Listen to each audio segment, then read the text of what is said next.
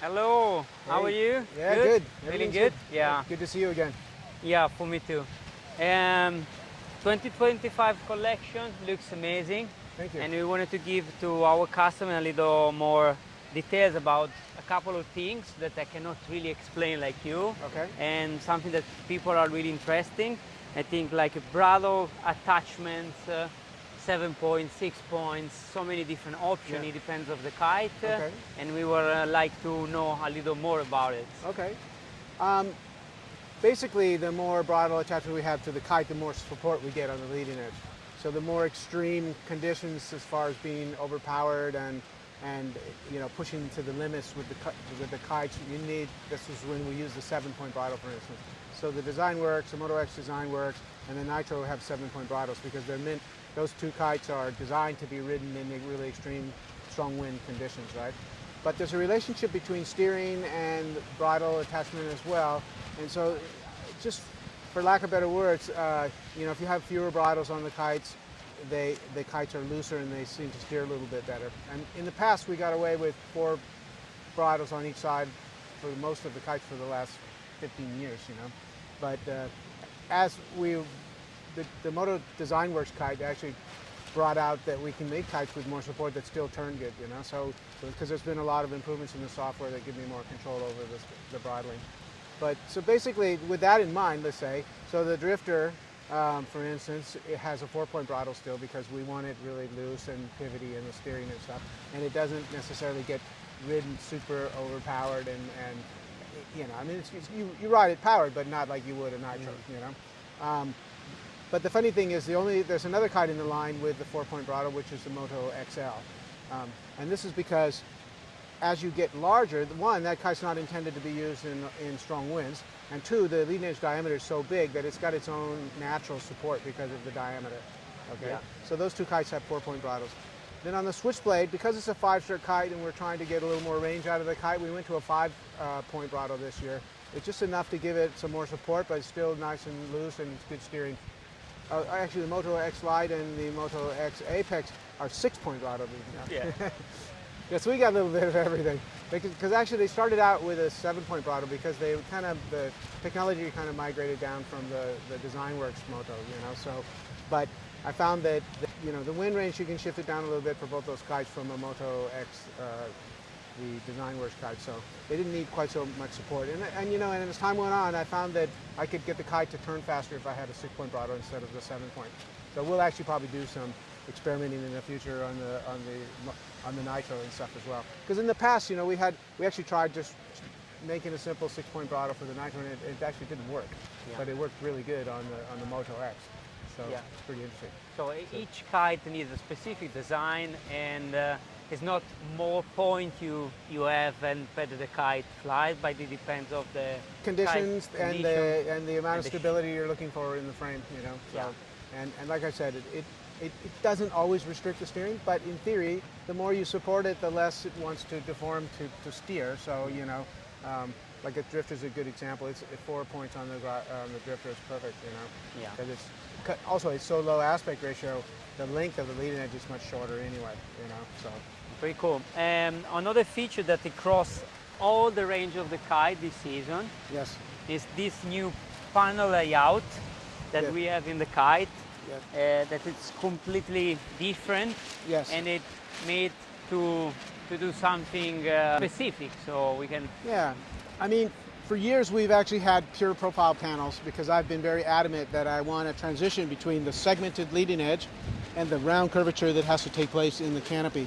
So in the past we had these longitudinal running panels that we split every LE section with one more split in the canopy here to help with that transition from curved to segmented. But at the same time, it adds a lot of seaming that we don't really need because all that curvature happens right in the front here, but the seams run all the way down. So I wanted to just get rid of as much sewing as possible because it creates tension. Each one of these stitches is actually kind of a half of a knot. A full length row of stitching actually shrinks that seam a little bit, right? So the amount, if we try to control that as much as possible. So I've also lengthened out the stitch length here so you can reduce the amount of stitches and reduce the tension further. But so I have the ability to shape the kites now with these two seams here, here, and here, and introduce the length needed to create the curvature here and also the curvature in this direction. So it adds length this way, you know, and this way. In the end, we end up with a kite that's really smooth, and which, as soon as the leading edges and the canopy entry is smooth, the performance is noticeably better, you know. But I think it's just an evolution. The other one worked, but I think this is a cleaner way to do it because it really reduces the amount of tension in the canopy. And that's through the entire range. Yes. Yeah. Yeah. And this panel here in the perimeter is a 75 gram per square meter, and the normal canopy is a 53. So it just gives it a little bit of structure around the edges. But you'll see that the canopy's just sitting on there nice and loops. You know, I mean, I learned a long time ago that what you really want is like, you're almost like laying a bed sheet over a chair. You want the canopy to just sit on the frame with as little tension as possible and just fit perfectly without any tight points anywhere, you know. So the fact that this is all real nice and has the ability to fill out right to the very front makes a huge difference in the profile's cleanliness. Cleaner profile, more efficiency. To do that, it's not that you just do it fast. You have kind of like to really work on the design of the kite, and because this is like across the whole range, basically the whole range has been like reworked quite a lot. Some kites are like totally new, like the MotoX, but for example also on the MotoXL, even if the outline seems to be same. Some are similar, but the shaping and everything's quite different. And you can see, I don't know if you can, but you look on the water, you can see how much cleaner the canopies are compared to years past. You know, we really mastered those wrinkles that used to come out diagonally from the front of the struts. Those are non-existent now. But you know, there's a bunch of different ways to deal with all these tension settings, and I've tried to address it in a number of different ways, but now I've found a method that I really like, that it seems to be more accurate, you know.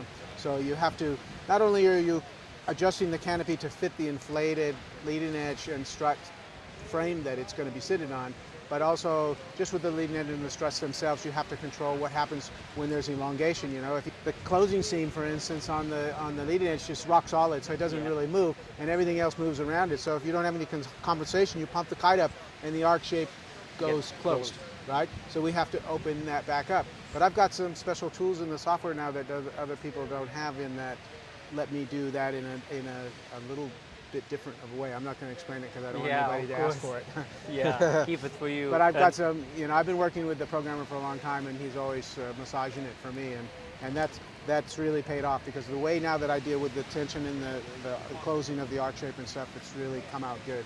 Yeah, so I'm quite happy.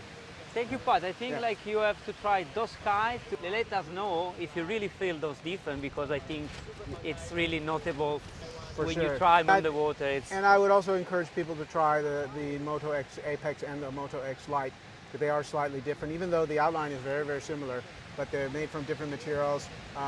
They have, you know, there's a little bit difference in the feeling. The MotoX Lite is a little more sheet and go, a little more powerful and easier to jump without, less technical to jump, let's say.